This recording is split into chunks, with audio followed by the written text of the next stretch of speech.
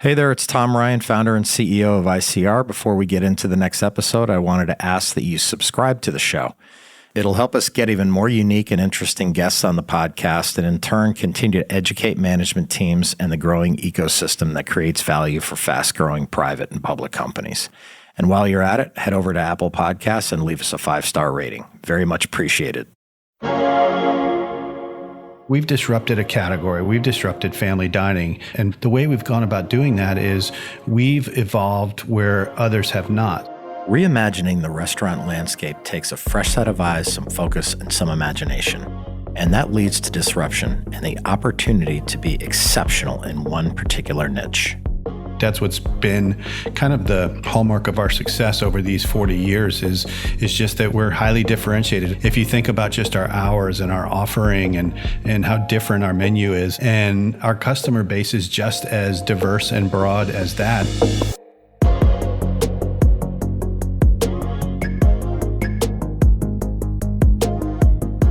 Being a public company can be hard.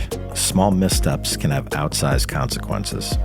I'm Tom Ryan, founder and CEO of ICR, and over the last 20 years, we've helped thousands of companies understand and navigate the stock market and the media. We'll demystify these and other increasingly complex stakeholder groups so you can focus on what you do best, building your company and unlocking your true potential. This is Welcome to the Arena from ICR. As today's guest will tell us, the number one choice for dining out experiences has shifted from dinners to breakfasts and lunches. So in the always competitive hospitality industry, restaurants that are focused on doing those meals particularly well are in a fantastic position. Chris Tomasso definitely understands how to excel in this space. He is the CEO of First Watch Restaurants, which trades under the symbol FWRG. Prior to taking the helm in 2018, Chris served as president for 3 years and as chief marketing officer from 2006 to 2015. Before joining First Watch, Chris led strategic branding and marketing for renowned national and international brands such as Cracker Barrel and Hard Rock Cafe. In 2021, Chris was named one of the restaurant industry's most admired C-suite leaders by FSR Magazine. Later that year, he led First Watch onto Wall Street with their IPO. Chris earned a BA from the University of Central Florida and is an active alumni who currently serves on the University of Central Florida Foundation Board of Directors. He was inducted into the university's Nicholson School of Communications and Media Hall of Fame in 2016. Let's enter the arena with Chris Tomasso.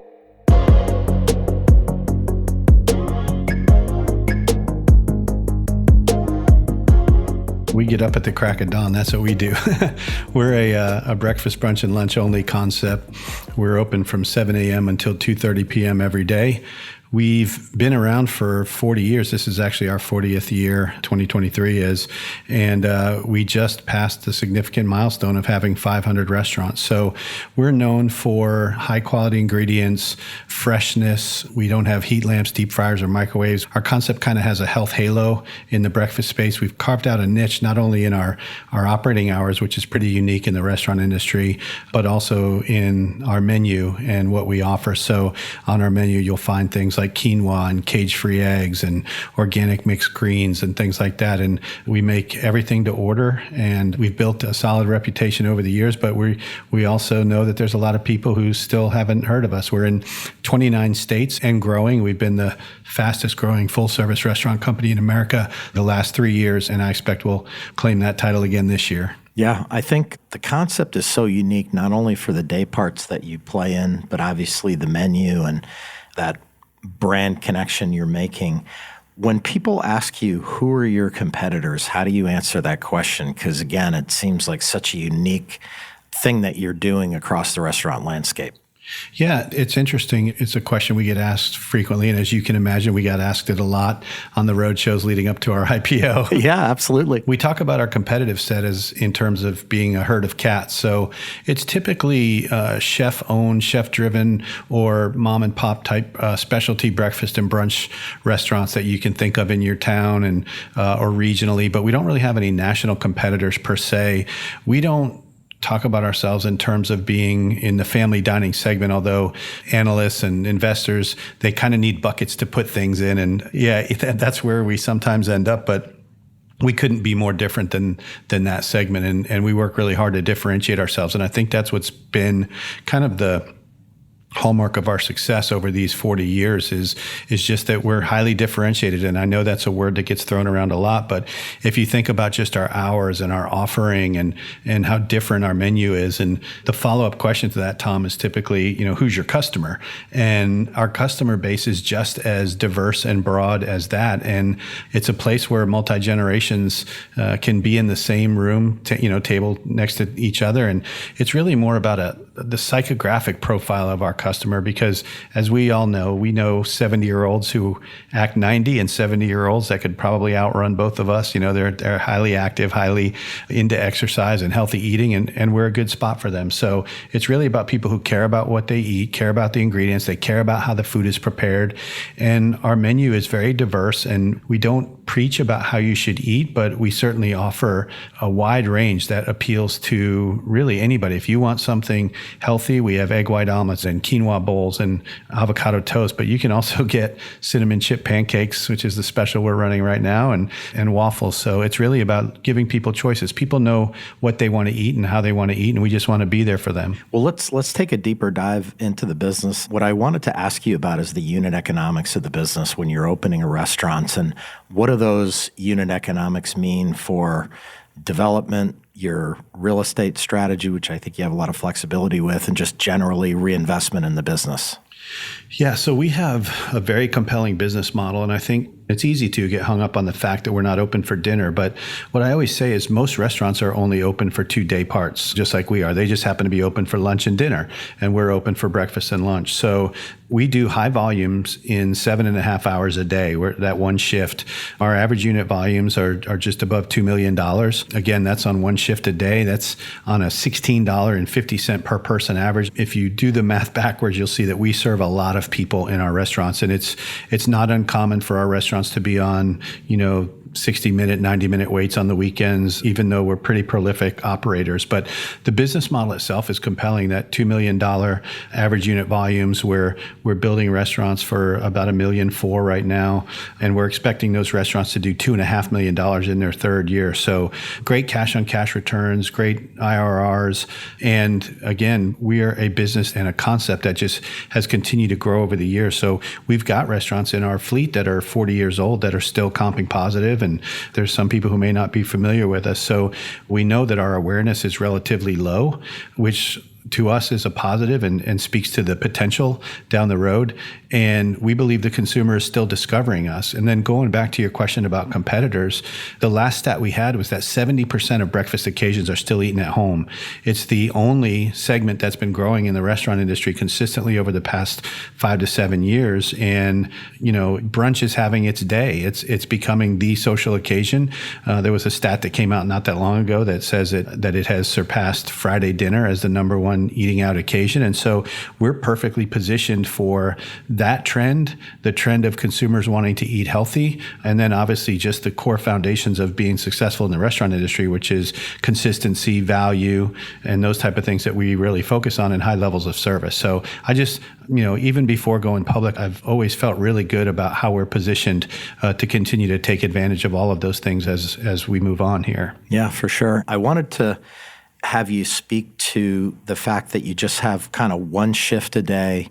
It's in the morning until early afternoon. How does that help you attract the right people and reliable people? How is that an advantage in what you do? It's a significant advantage. I think, it's no secret that the restaurant industry can be a grind.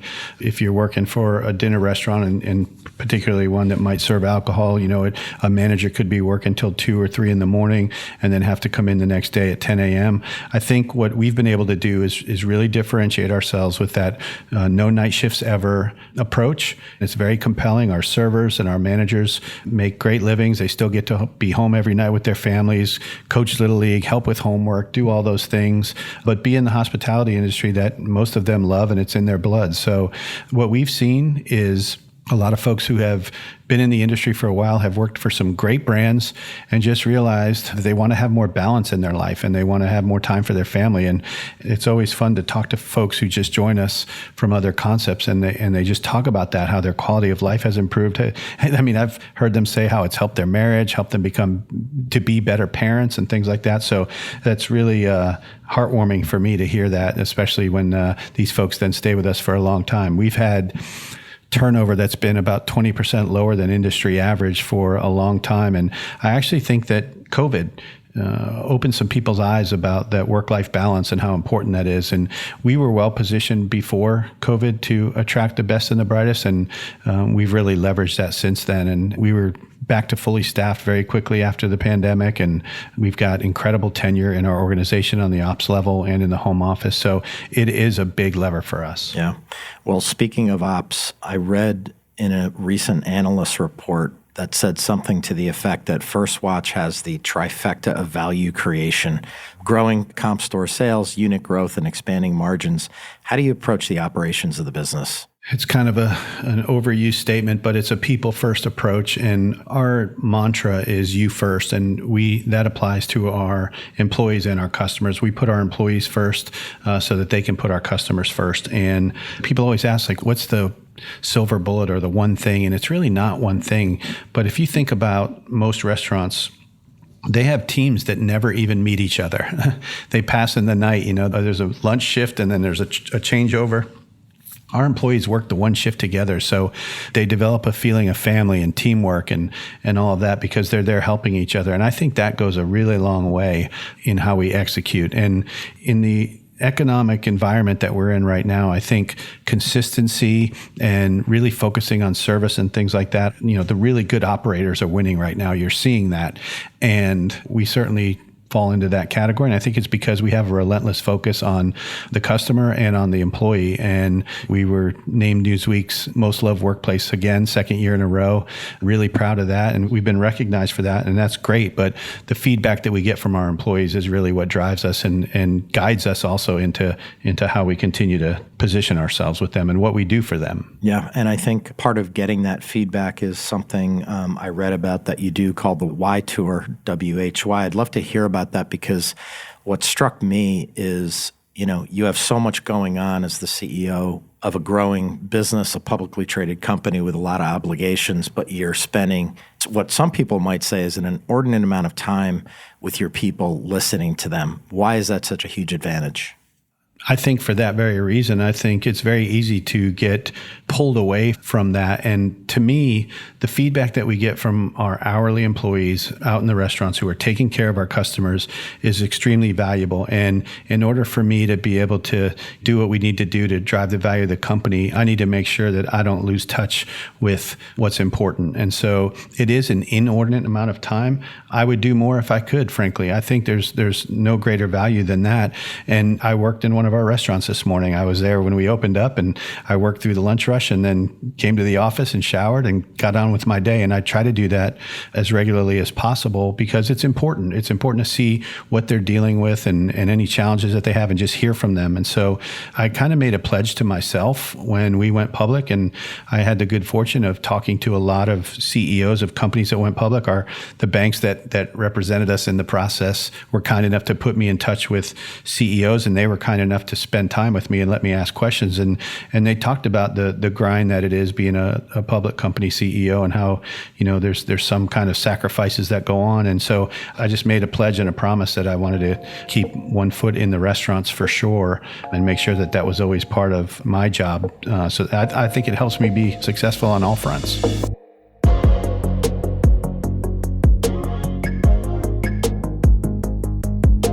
It's a universal truth now that every company is becoming a technology company, but with a customer service-based concept like First Watch, tech has to be applied with a light touch. I wanted to see how Chris sees technology and how it fits with the company's vision.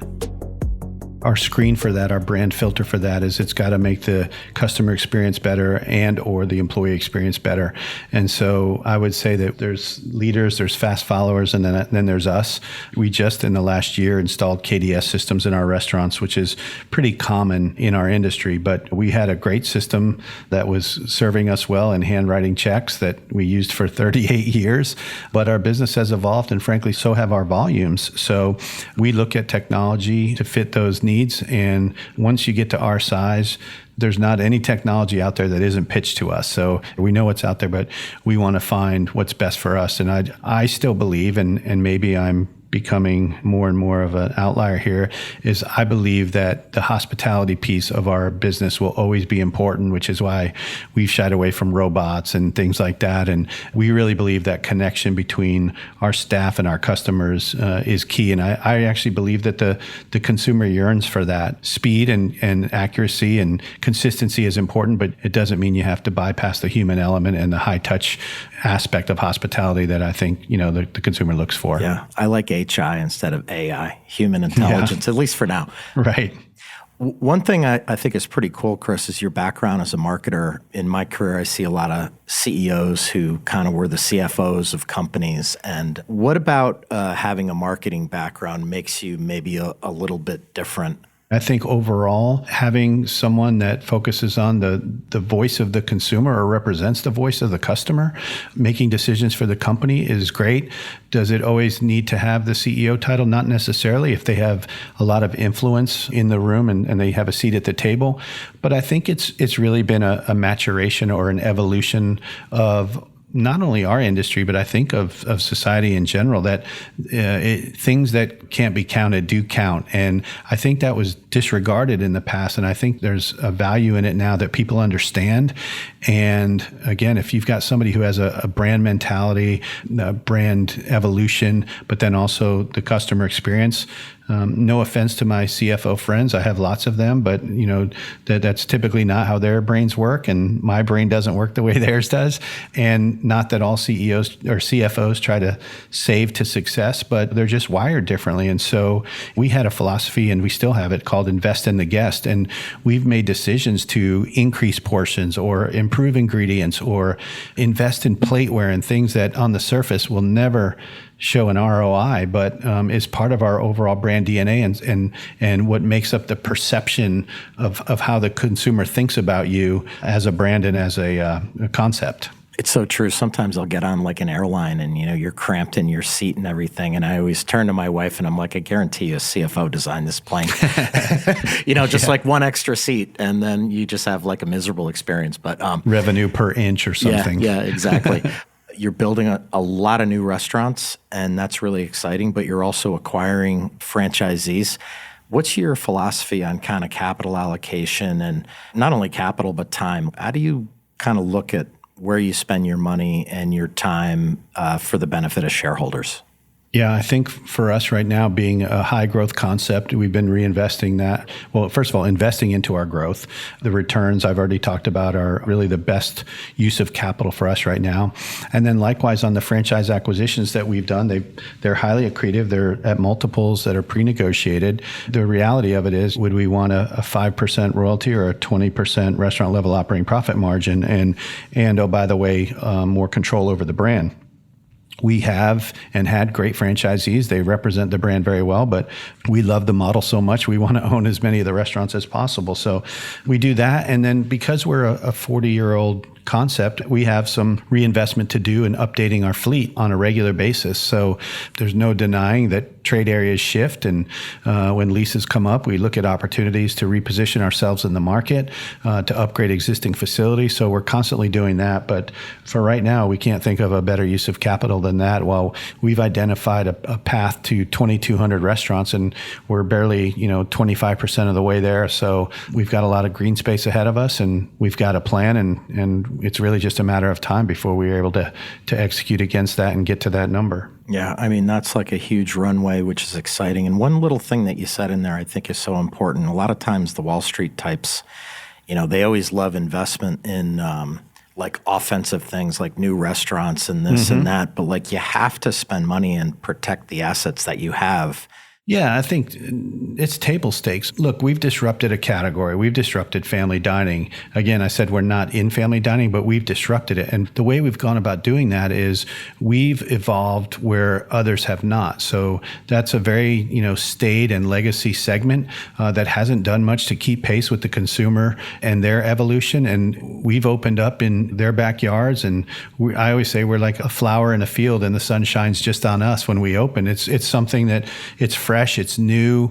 People didn't even know that you could eat breakfast like what we offer. And so likewise, we don't want to be the one that gets tired and stayed in our core market. So we make sure to keep our facilities up to date and fresh, and we're constantly looking at that. And again, if need be, we reposition ourselves within the market and when our leases come up and things like that. So we talk about it with the street and make sure they're clear about it, that there's a couple of closures that are going to happen every year. And it's not because they're not doing well, but it's because we want to set ourselves up well for the next 15 years in that market, or 20 years, because we signed leases for 10 years with 2 5-year options. So if our research tells us that we're not in an ideal place to benefit from that over the next 20 years, we'll do what we need to do. Yeah. Shifting gears a little bit, obviously the last couple of years have been crazy with interest rates and inflation and everything. What are you seeing right now with the consumer, Chris? What are you seeing with inflation kind of in real time? So we had our toughest year about a year and a half ago with avian influenza and the strain on the egg supply, and we weathered that very well. So it's no secret that we've been very conservative on pricing. We've been a laggard to the industry on that pricing. I've just felt that there would be a reckoning at some point, and I think we're starting to see that now. As a matter of fact, it's been well reported that we're seeing that now. And I think because of our relative position as it relates to that, that's why we've been able to see positive traffic in our dining rooms and continued positive mix in our restaurants. We're not seeing any signs when the consumer comes in our restaurant that they're pulling back in any way. No check management. They're opting for the full experience. They're getting their coffee and their second beverage, things that you would normally look for in a wobbly consumer. We're not seeing it. So I think the decisions that we've made, particularly a year, 18 months ago, is what has led to where we are today. And I think we're really well positioned. So the good news is we believe we still have pricing power. We haven't had to take it. We've been really focusing on traffic and getting folks back in the restaurants after the pandemic. And we've had some of the strongest traffic counts in the industry since then. So hindsight's 2020. I'm really proud of the decisions we've made. I'm proud of the outcomes of those decisions. And I think we're really set up well now to fly through this next year. Yeah. Going from private to public can always be a bit of a shock to the system. You all have handled it great. What's been the biggest surprise of being a public company CEO? I think we had a pretty good testing ground in that we had 3 private equity partners prior to going public. So, and I've been here for all 3. So, and each one was really the right sized and the right scope firm for the size that we were at the time. And so with each firm, I think we got more sophisticated in our reporting. And really it was kind of like a training ground for going public. And Advent International invested in us in 2017, in August of 2017. And they've really helped prepare us for life as a public company. Our first failed launch was right before COVID. We were well on our way to going public and pulled back in February of 20, but we were ready. So when we felt like the market was right, we did that. And it's been great. And I think it was a little bit of a coming out party for us, a validation for us. I love going around and telling the First Watch story. I loved getting people in our restaurants to see what we're all about. Probably the biggest transition and has been, obviously the time that myself and our CFO now spend doing that. It's like a whole nother month's worth of work got added. Whole other job. Yeah. And so that's why it's really important to continue to work in the business and not just on the business from my perspective. You really have to have that balance. But we've worked really hard to make it be seamless and a non-event for our ops team, which is really the most important part. So we've worked really hard to separate those things. But you know better than anybody the work that it takes to be a public company. And so you feel like you do one earnings call and you're already working on the next quarter. And that's just how it goes. Yeah.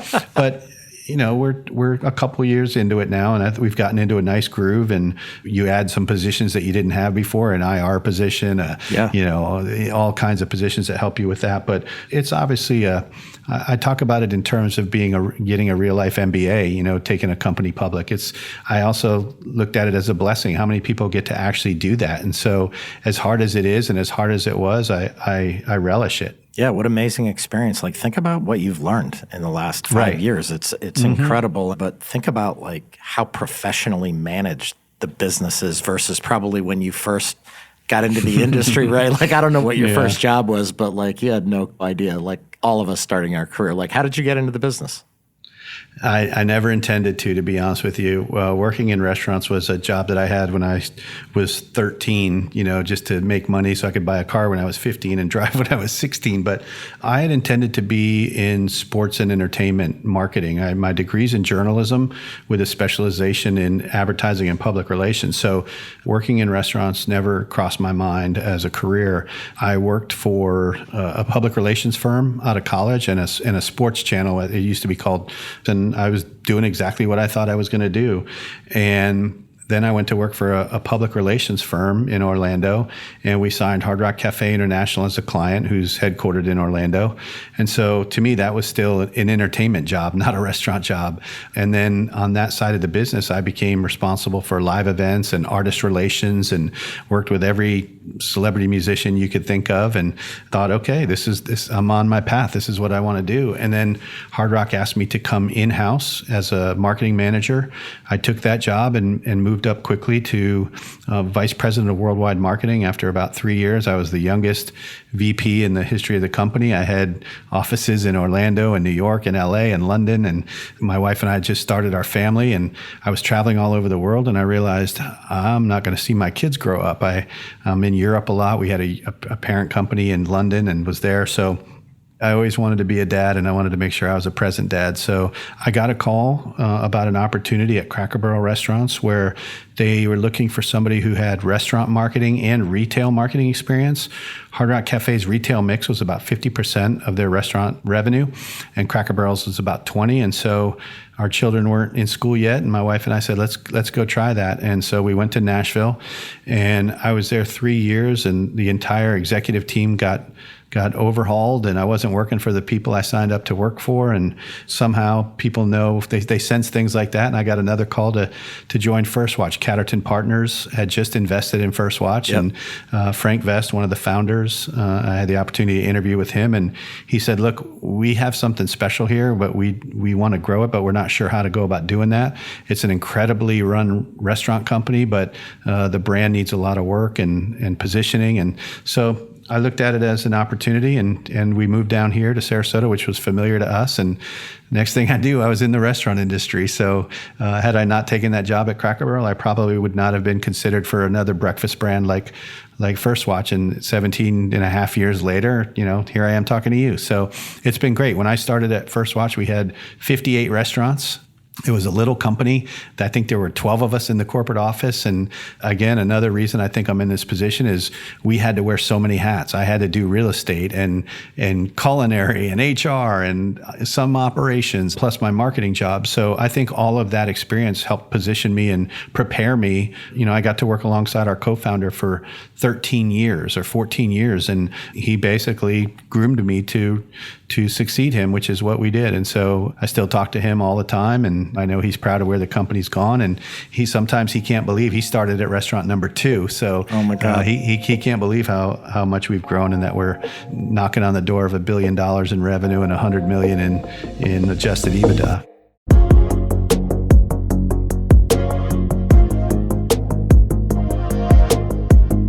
First Watch has developed such a unique concept, and their strong company culture is propelling the company forward. Not only that, with their great unit economics, they've got loads of opportunity for creating value, including through the acquisition of franchisees. It's a fantastic position to be in, trust me. And from what I can see, they absolutely own the category that they're in.